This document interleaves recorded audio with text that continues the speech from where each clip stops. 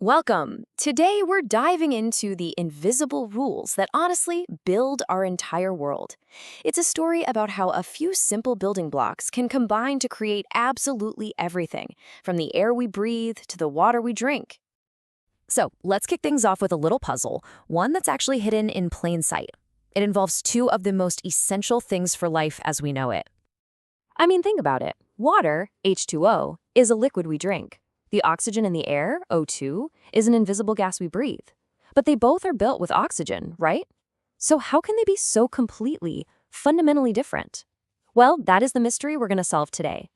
To crack this case, we have to go small, and I mean really small. We need to meet the fundamental building blocks of all matter. This, right here, is our first major clue.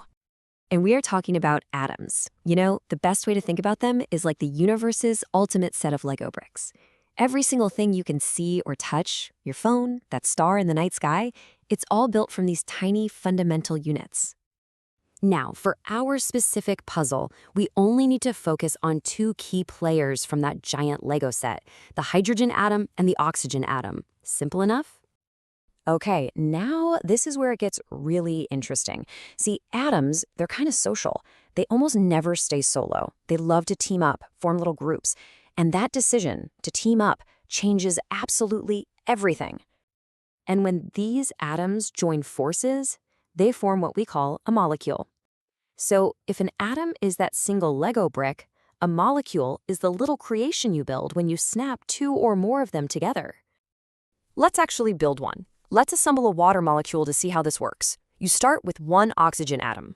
Then you grab a hydrogen atom and snap it on to one side, and then you grab another hydrogen and snap it on to the other side. And there you have it, two hydrogens, one oxygen. H2O, you've just built a single molecule of water. But here's the part, and this is the absolute key to our entire puzzle. There's a special rule about how these atoms combine that makes all the difference in the world. And this leads to a pretty crucial question, doesn't it? When these atoms team up to form molecules, do they always have to be different types of atoms? The answer is nope. And this distinction is so important. You see, molecule is a general term. It can be a team of the same atoms, like two oxygens hanging out together, or it can be a team of different ones. But when different types of atoms combine, they get a special name, a compound. A compound is very specifically a substance made from two or more different types of atoms. And this, right here, is where the magic of chemistry really happens. Because when you form a compound, the result isn't just a simple mix. It's a brand new substance with its own totally unique properties. Okay, we've met the atoms, we know they form molecules, and we've learned the super important rule about compounds. I think we have all the clues. It's time to go back and solve our original mystery. So let's look at the oxygen in the air, O2. It's a molecule, but notice it's not a compound. Why? Because it's just two of the exact same kind of atom, two oxygen atoms, bonded together. Water, on the other hand, H2O, well, that is a compound. It's a team made of two different kinds of atoms, hydrogen and oxygen. See the difference?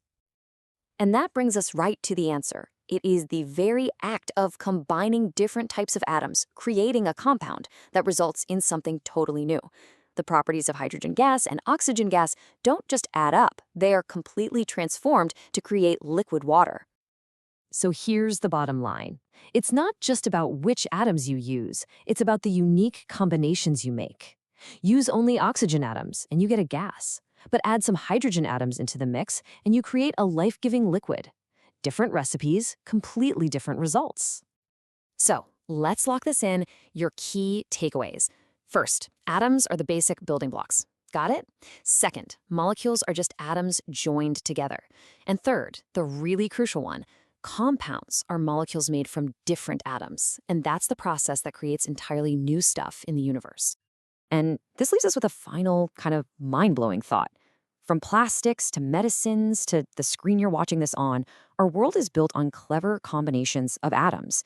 So if simply mixing and matching these basic building blocks is the key, what incredible new materials are we just one combination away from discovering?